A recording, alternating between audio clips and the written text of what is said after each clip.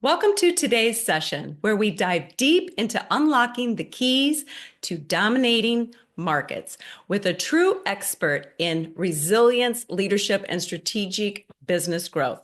My guest today is someone who has not only transformed his own life, but has dedicated himself to empowering others to do the same.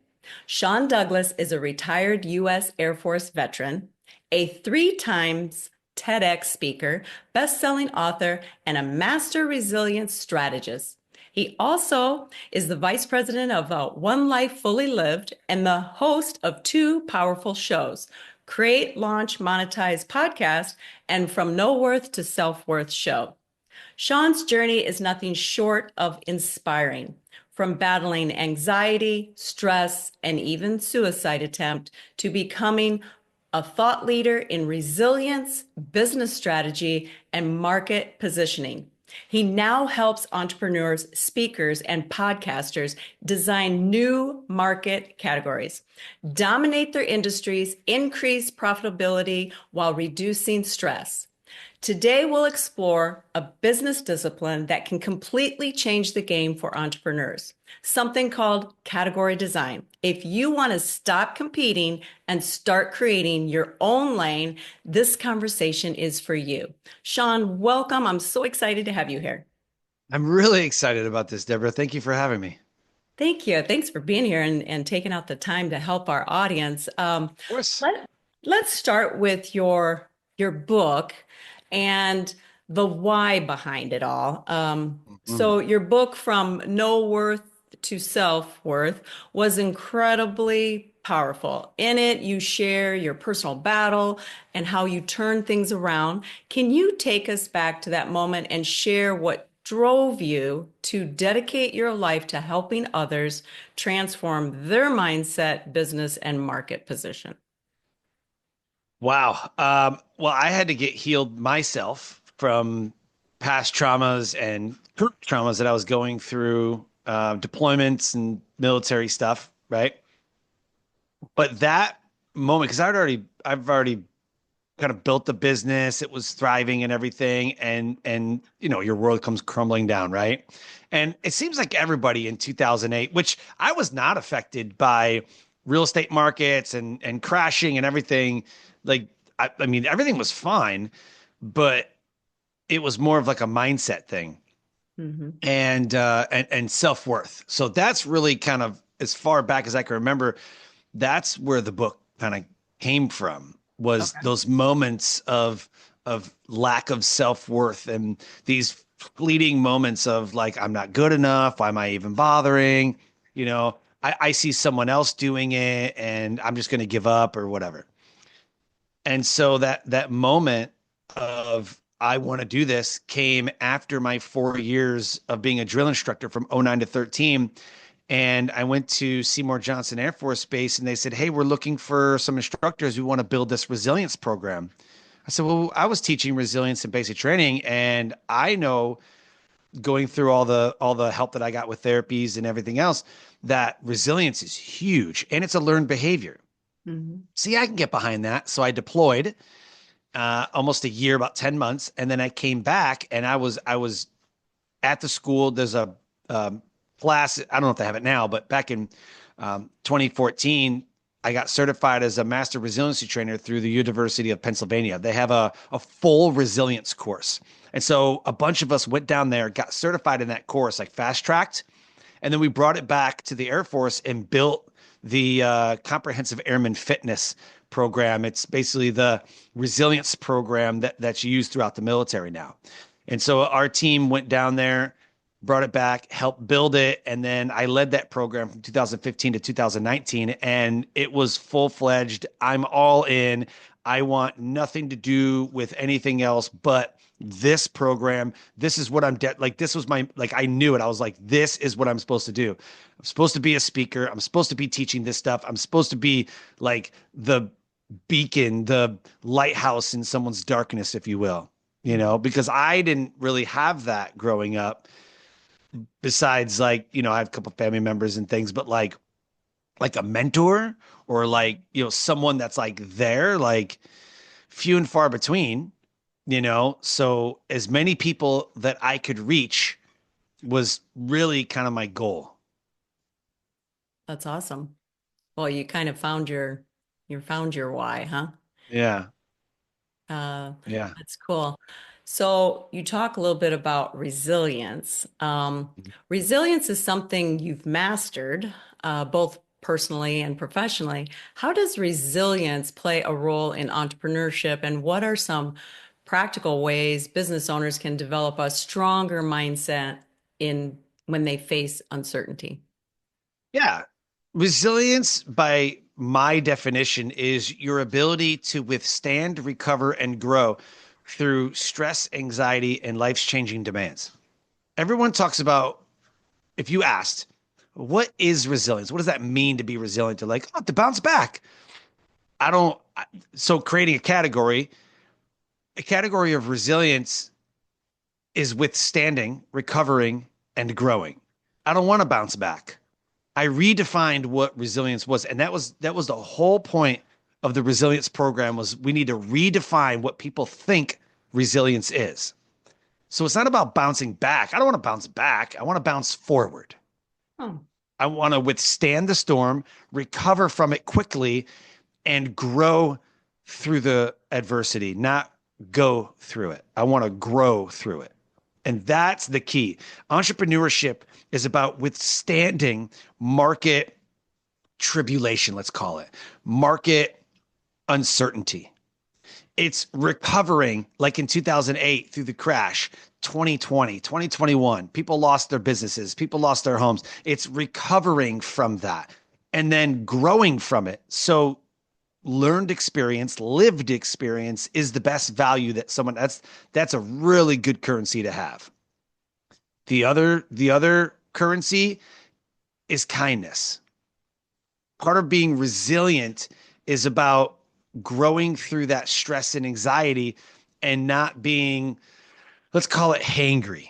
People get upset, right? They get hangry, right? So if life is beating you down, you can be mad, but you can't be mean.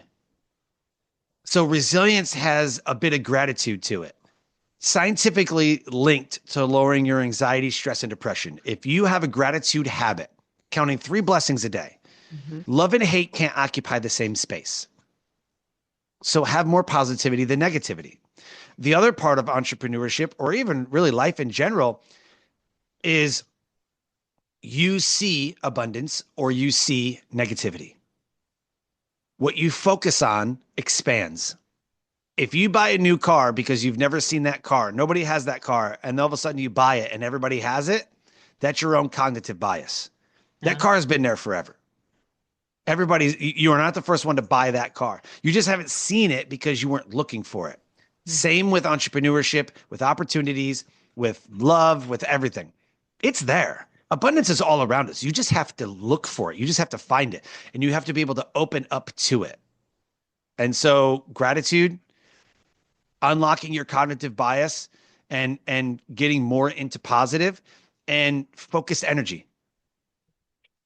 Well, I like that. So, 2025 is full of change and evolving, and I'm sure 2026 is going to be also. So we're really going to need that resilience and be able to, so when you look at 2025, what do you see as the most important thing entrepreneurs need to, and I mean, they need to embrace this resilience and to grow forward. So how do you see, like, I don't know, it just seems like the world's changing faster and faster, or is that just me thinking Yep. that is just changing and evolving and faster, and we have so many more things to deal with, and it's just constantly changing, changing, changing. What can we do to be able to grow in 2025 and with all these changes? I mean, how do you keep up? I mean, I don't think there's a metric for that. I yeah. don't think there's an exact science behind it, but I was born in 83. Between 83 and 93, you had MTV, cable boxes, pay-per-view, and then you had a track phone where you had to like dial on a card and it was like $10 got you like 100 minutes or whatever. And it was like Yeah. this weird phone, right? Yeah. From 93 to 2003, you now had the internet that was like Windows 95. I distinctly remember Windows 95, AOL in 97, 2000 with dot-com crash. Mhm. From 83 to 93, you had now cell phones and like, all the cable TV and like everything like that. And then you had 93 to 2003 was the internet and cell phone, like the iPhone in like 2004 and like, right? From 2003 to 2013, now you had smartphones. I don't think there, I mean, I think the world's gonna evolve and change. I don't think there's a rate metric, but I will say that the one thing that hasn't changed is kindness and positivity and category design. Since the first business was ever made, it's not about being first to market. It's about creating, designing, and dominating your market category that you create. It has stood the test of time and it will never change. Awesome. Well, so you talk about the category design, creating your own market. Let's dive into that category design. This is something you teach that allows businesses to stop competing and start dominating. Can you break it down for us? What exactly Yeah. is category design and how does it help us? Yeah. Category design is a business discipline where you create and dominate your own market category. How you do that is by framing, naming, and claiming. So you frame a problem that is not being addressed in the marketplace. For example, you could say, as like a speaker, you could say, no one is talking about this type of leadership or this type of business category design. Mhm. What I sought in the marketplace is the number one problem that speakers face is they don't know how to get booked. So I spent 80% of my time learning just that and only that. So then I create a market category where like I can get you booked or I know how to do it and sell, program products or whatever. Mhm. Other categories would be like, okay, so we're old enough to remember like when the internet first came out and Google wasn't around. It was Ask Jeeves. That was the search. Mhm. And now Google, but Google isn't search. It's C-suite. But then people are like, oh my gosh, ChatGPT came out. It's going to replace Google. Google and ChatGPT are not the same. Mhm. ChatGPT is a new category called LLMO. ChatGPT is a large language model observation, or depending on who you talk to, large language model operating system. Mhm. You're not going to type in a whole paragraph into Google. Please find, da, da, da, da, da, da, da, but you will in ChatGPT. That's the difference. When you search on Google, it's like restaurants near me. It's quick, it's punchy, it's 5 words, right? On ChatGPT, you're like, create me this, do this, do this, do this. And it's wanting so much information all at once. That's large language model. It's a completely different category. So ChatGPT and Google are not even going to touch each other. And Google is a business suite anyways. But if you look at other category designers, Coca-Cola is the number one. Pepsi's never going to beat them. Walmart's number one in the discount retail space, Mhm. not Family Dollar and Dollar General and all that, but like Walmart, wholesale, you know, retail. Mhm. Then you've got other places like Target, but Target is not going to lose to Walmart. Walmart's not going to lose to Target because they're different. Target's higher end retail. Kmart lost because they were competing in the wholesale and Walmart overtook them. But Walmart created all that, right? So when you look at category design, it's creating the problem that only you can solve. That's framing the problem. Create a problem that only you can solve. And then here's where people get it wrong. 90% of businesses will market their services instead of marketing the problem. People don't buy their way into a solution. Mhm. They buy their way out of problems. That's important. People don't buy into a solution. They buy their way out of a problem. When you go to CVS pharmacy, I'm there for one reason. I got a headache. I've got a rash. I've got something I need, and the pharmacy has it. I'm going there. Right. You don't window shop at CVS. But people think that they're going to window shop on Facebook or your website. Mhm. Create a problem that only you can solve and then market the problem, not the solution. People buy their way out of problems. They don't buy into solutions. And then you claim it by you got to like name it. Mhm. So if I frame that problem and then I give it a name like large language model or whatever EV category or car manufacturers or ice cream or discount retailer or like whatever it is, Tony Robbins does not consider himself a motivational speaker. He hasn't since like 2018. He is a master life strategist. So he created a problem that only he could solve by strategizing your life, positivity, and all the things, right? We know about Tony Robbins. He is the number one motivational speaker on the planet, hands down. There is nobody else. He then named what he was doing, master life strategist. He does life mastery, strategizes your life. Like he's taken that on. Mhm. And then he's claimed it as his own by having his program, product, services, and all the things, and his UPW events and everything, a date with destiny and all the things, right? So he is the category king of speaking. But then there's someone else like Jack Canfield, who is an author and a speaker, and Jack Canfield or Zig Ziglar or everybody else. So after you frame, name, and claim your category, you now continue marketing the problem, not the solution. And then once that happens, it's called crossing the chasm. Once you cross the chasm of 18% market penetration, you then have crossed the chasm into a full-fledged category king.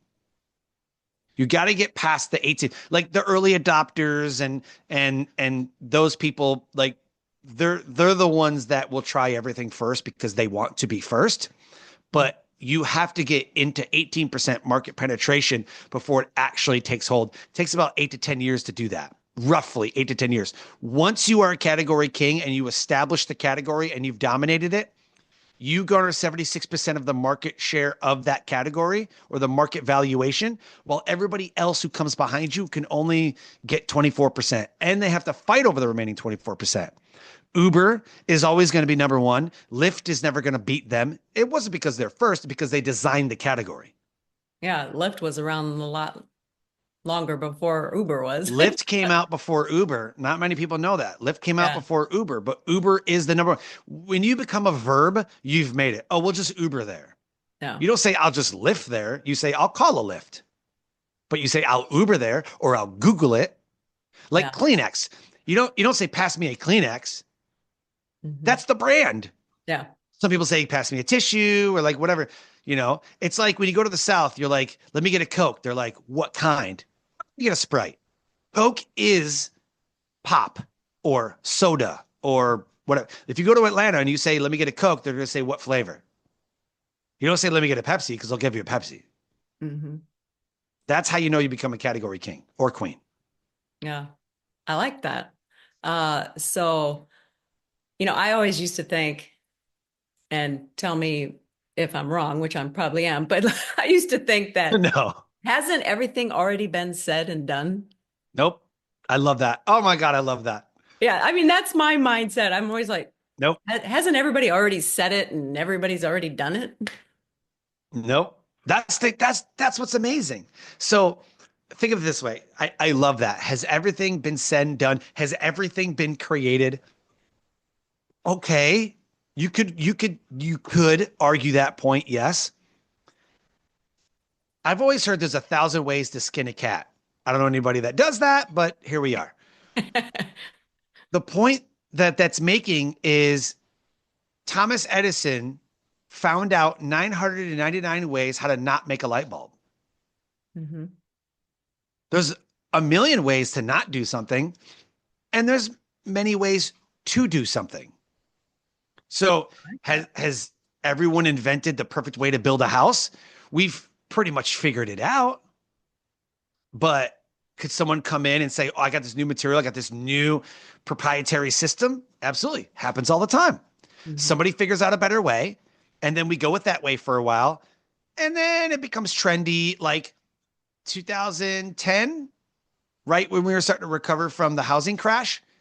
The big thing about 2010 was barn dominiums and Connex box houses. Mhm. The big metal containers. People were turning those into houses. Mhm. That was like a big trendy thing. and now it's not. Yeah. So a new thing will come along, but it's not new. The materials you might use. So speaking is not new. Somebody, or like podcast is not new, and it's going to keep on evolving, and someone else is going to come out with a cool name. Summits, masterclass, webinar. It's the same thing. A masterclass, a webinar, Yeah. that's the same thing. An online summit, a live person in. I mean, it's the same thing. You know, it's just a different way of doing it. And so again, there's hundreds of ways to accomplish something. Has everything been said and done? Sure. Look at some of the trends from the 70s and 80s that are coming back. Some of the clothes that kids wear. My mom goes, I remember wearing that. I can't believe it's popular now. But in the 90s, it wasn't popular. Yeah. But in the 2020s, it is. I think it like skips a generation. I can't wait to see what my grandkids do that I laugh at. And I go, Yeah. I did that. I was cool when I did that. But I was cringy in the next generation. Yes, has everything been said and done? Sure. But the fun part is that in category design, you get to reframe, rename, and reclaim it. I like that. I like that. Thank you for clarifying that. You're welcome. I Yeah. love that question. Yeah. Um, so let's talk about some mistakes entrepreneurs make Oh, love this. in Love marketing this. positioning. So many business owners struggle with standing out in their industries. What are Hmm. some of the most common mistakes entrepreneurs make when there comes to market positioning, and how can they shift their strategy to their own space?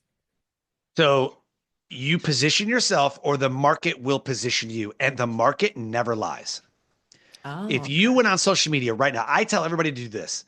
Go to social media and say, hey, everyone, just wanted to connect with you. What is it that you think I do? I would love the feedback. Please let me know what it is that you think I do. You would be amazed. You would be astounded at the results that you get. Yeah. Most people probably say, if you're really good at marketing, like, oh, you're a speaker or you're a coach or you're there. Then somebody will go, you're in real estate. Be like, what? How am I? They're like, well, I mean, you sold a house. I'm like, that was our house that we sold. I was posting a picture that said, and they saw it and they go, oh, they're selling houses. They thought you were a real estate agent. See what I mean? Yeah. So you position yourself in the marketplace or the market will position you. And once the market positions you, it's really hard to get unpositioned from whatever it is that they think that you do.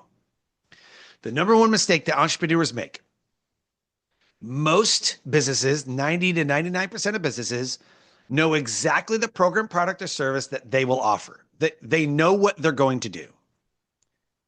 Less than that, maybe half, can figure out a business model. I know how I'm going to make the money. I kind of know how I'm going to market. I know what I'm going to charge. They Mhm. kind of figure that out. Almost none of them create the category. None. Mm. You can't have a product, program, or service and a business model without creating the category. Once you create the category, you become what people are seeking. It's like if when I think of coaches or when I think of programs to buy for coaches, I think of Brendan Burchard, Mhm. right? Lisa Sasevich, Marissa Murgatroyd. Those are the people that sell from stage, have coaching programs, and like that. But unless you're in the speaking world, you wouldn't know that. Mhm. Tony Robbins would be the coach, right? But as far as like people who have programs that teach people how to be coaches, that's who comes to mind. Mhm. Just because I know I'm in the industry, I'm next to it. But if you gave a category or you gave a topic, I would say the first thing that comes to mind, but they're probably not the first and they're probably not the best. But that's who did the best marketing and that's who's positioned in that category. So the number one mistake that every entrepreneur makes is they haven't designed or positioned who they are in the marketplace. So if you say, I'm a podcaster, well, cool. There's 3 million of you. I'm a motivational speaker. There's 200 million of you, right? That's why Tony Robbins said, I'm a master life strategist. That's why I say I'm a master resilience implementer or master resilience speaker or a business positioning strategist. I don't say, oh, I'm a business speaker. Well, cool. There's millions of those, right? Mhm. You need to set yourself apart. And when you call yourself, so frame the problem, name it, and then claim it and plant your flag there and say, this is what I'm positioned as. And I mark it to that. That is how it needs to be. Thank you. That is awesome. I hope people took notes because that was awesome. And I need to go by that too. So thank you for that. So now most entrepreneurs believe that they have to compete to win. But from what I understand, category design flips that entire belief system on its head. What mindset shift needs to happen for business owners to move from competing in an existing category to creating their own? And I think I heard you speak one time about being in the front row and Yes. things like that. So if you could Yes. tell us a little bit more about that. Yes. Yes. You can reprogram your thinking by simply using this example. Do you want to pay to play in someone else's sandbox, or do you want to build a different sandbox and charge people to play in yours? If you want to charge someone to play in your sandbox, then you need to create your own category and you need to be different. That's the key. Be different. So the front row that you speak of, my mentor and friend John Vroman has a foundation called the Front Row Foundation, and he takes terminally ill children and adults to any front row experience of their choosing. Wow. Now, it was born because he went to a Jason Mraz concert and was sitting way up, like way up in the stands. And he noticed that people around him were kind of on their phone, taking pictures, really weren't into it, but were enjoying it. Whereas the people in the front row were having an amazing time and were having a completely different experience. The Mhm. premise behind living your life in the front row is that two people can be having the very same exact experience, but experience it completely different. Mhm. We can be at the same event. I can be in the front row. You can be in the back, and we would have a completely different experience. Mhm. And so, what we encourage is to live life in the front row. And a front row life is about creating your own category. It's designing your life that you want to live. Do you want to have a 9 to 5 job, or do you want to be an entrepreneur? Do you want to be an entrepreneur, or do you want to have a partner to build a business with? Do you want to play in somebody else's sandbox and compete for 24% of the market valuation? Or do you want to create and dominate a category and become the category king or queen and get 76% of that market? That's the difference. And it all stems from being different. I like that. Dominate. Be different. That, that's it. Um, okay, so practical steps to implement this category design. Um, let's get actionable. If someone is listening right now and wants to implement category design into their business, what are the first 3 steps they should take today? Frame, name, and claim the problem that you solve. Everything always comes down to the problem that you solve. People buy their way out of problems, they don't buy into solutions. Awesome. So we could do that. We could do this rapid fire with like what you do. So what what is it that you do as far as business? As far as business, I'm a business mentor, or I call it a high-packed, high-touch impact strategist. There you go. So it's different than a business. You didn't seem really enthusiastic about About being the a business, business mentor. right? But then you said, actually, what I call it. You see what I Yeah, mean? See how you got pumped? You're like, actually, I call sure. it this. It feels Right. good to be different. Yeah. Yeah. So with that said, that's what you are. So you've named that high impact, high touch, Yeah. right? Yeah, Okay, that you're so right. I got more excited about that when I said that. right. So what is the problem that you solve? I help or business owners um, get clear and get out of their own way and move from overwhelm to clarity. Okay. And what happens when they don't do that? They stay stuck and Okay. What happens when probably they stay stuck? when they stay stuck, they don't move forward and their business doesn't grow, and then their probably business will not be there. Right. So if you get to the deepest part, to the deepest root, the deepest why, remember that five why, Hmm. right? Ask why 5 times and eventually you'll get there. Hmm. So I use that. I'm like, what happens if they don't? Okay. And then what? And then what happens if they don't? And then you get to that. That's the problem you solve. The problem you solve is that their business is going to go under. Maybe they're in foreclosure. Maybe they're, is it too late? Is it not too late? You Hmm. help them climb back out of the rock bottom, or you help them to establish their footing in the marketplace so that their business doesn't close or it doesn't go under, or, you know, Yeah, you yeah, help them to become a thriving. Yes, you get them unstuck and you get them out of their way and you help with the overwhelm, but everybody does that. Everybody does the overwhelm. Everybody says, I get them clarity. yeah. So they can do what? So they can do what? Why? And then what happens if this doesn't happen? That's the problem, because then you get into emotional and then it becomes personal. And then that becomes the reason why they do what they do. If they don't feel like they need clarity, they're not going to hire you. Right. But at the same time, if they're like, I am so stuck, I am like, there's a lot of speakers that come to me and they're like, I can't figure out why everybody else is getting booked and not me. I don't know what's going on. I'm like, we need a strategy. That's all it is. You just need a strategy. So it's not that they need clarity or they're overwhelmed. It's Mhm. they just don't know. And a lot of business owners don't know because they either chat GPT'd it, they Googled it, they didn't pay for a mentor, they didn't pay for a coach. And so that's why there's a lot of coaches and a lot of mentors around.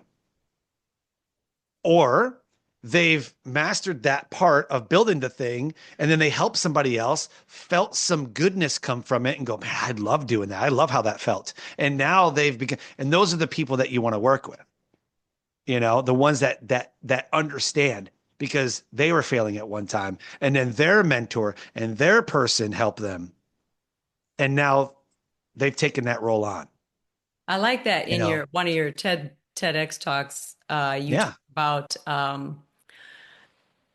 the guy in the hole, and then Yep. everybody walks by, and Yep. The then the soldier. one that, yeah, the one that finally jumped in, it's Yep. because he'd been there before Yep. and he knows the way out.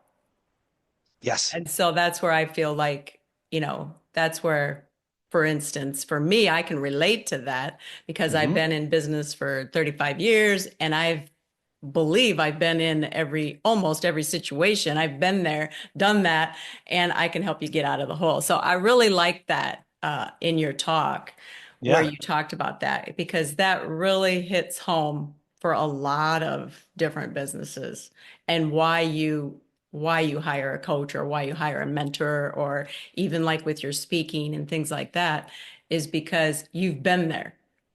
You've walked it, you've been there, and so you can help people.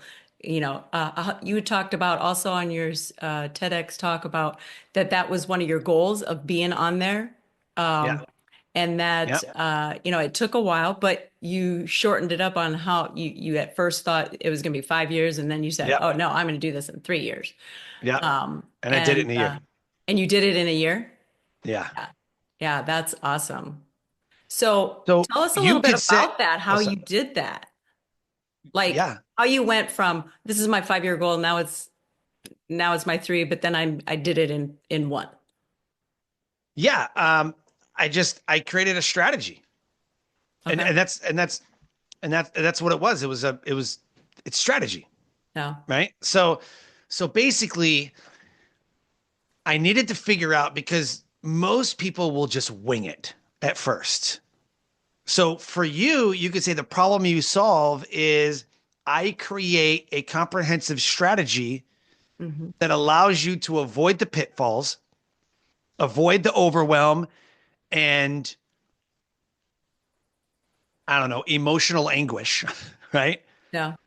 So that you threat, you know what? So you could literally just solve that problem. Look, I'll create the strategy so that you gain clarity, so that you avoid the overwhelm, so that you avoid the mistakes and pitfalls that set you back many years and Hmm. allows you to grow and scale quickly. People are like, oh my God, I love that.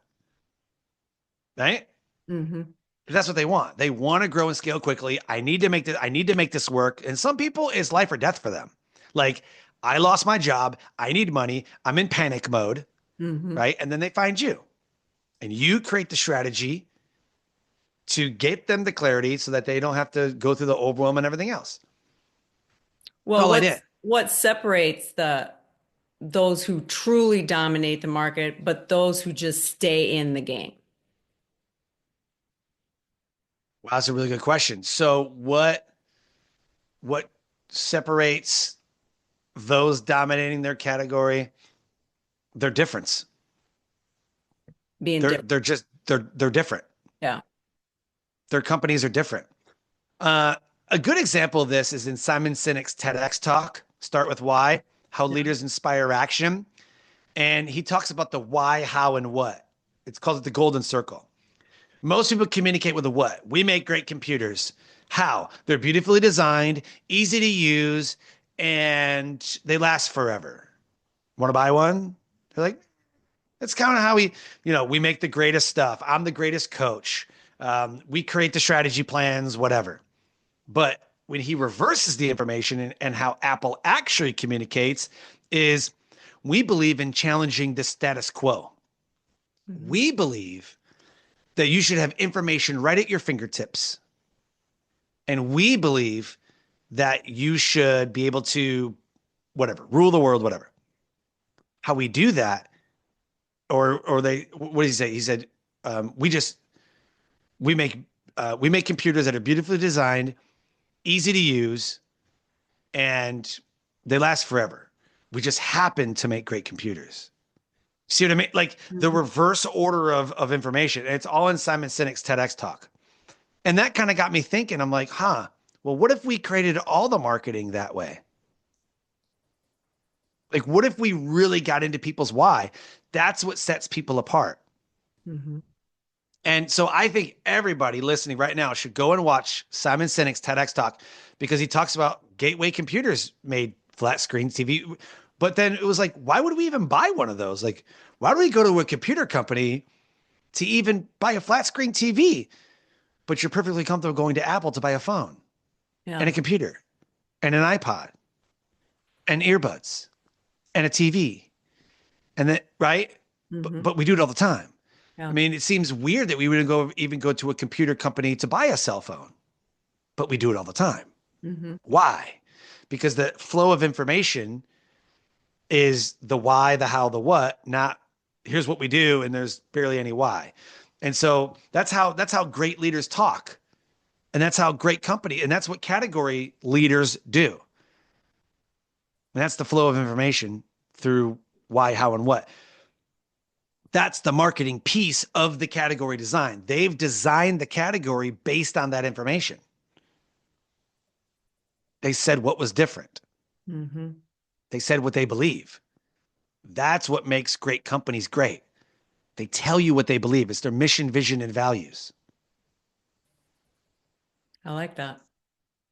Well, Sean, your work is life-changing, not just in business, but in how people see their own potential. Where can our audience connect with you? And how do you have any final words of wisdom for the entrepreneurs who feel stuck and want to take control of their success? There's a lot of things that I could point to, books and videos and excellent mentors and speakers and um, I mentioned John Vroman. I would say Christopher Lochhead, who is the godfather of category design. I would say follow what Christopher Lochhead is doing with his podcast and his businesses, and the book that everybody should read is called Play Bigger: How Pirates, Dreamers, and Innovators Create and Dominate Markets. Christopher Lochhead has been a friend of mine for many years, and he's an amazing friend, amazing mentor. He's the godfather of category design. And so I would say between the Front Row Foundation, check that out. The Front Row Dads, if you're a dad, the Front Row Dads with John Vroman and Christopher Lochhead. He's been on my show many times, John and Chris. So check out my website, the Success Course, corps.com, and see how we've taken category design at its core Mhm. and molded it for speakers and podcasters and authors. That's what makes us different. Wow. Thank you. I am definitely going to check out your website. um, Thank you so much. So Sean, this conversation has been incredible, not just for me, but for our audience. You've given us a completely new way to look at business strategy, not just completing or not just competing, but creating a new market category and stepping into our own lane. Your journey from resilience to category design is proof that when we rewrite the rules, we can achieve extraordinary success. To everyone listening, if you want to dominate your industry, not just exist in it, connect with Sean, follow him on social media, check out his podcast, Create, Launch, Monetize, and From No Worth to Self-Worth show. And make sure to get his book.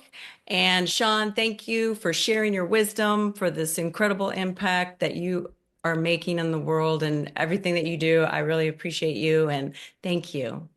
I appreciate you. Thank you so much for allowing me to share and come on and hopefully bring some value. Thank you. Oh, I think you brought a lot of value. So Thank you. thank you very much.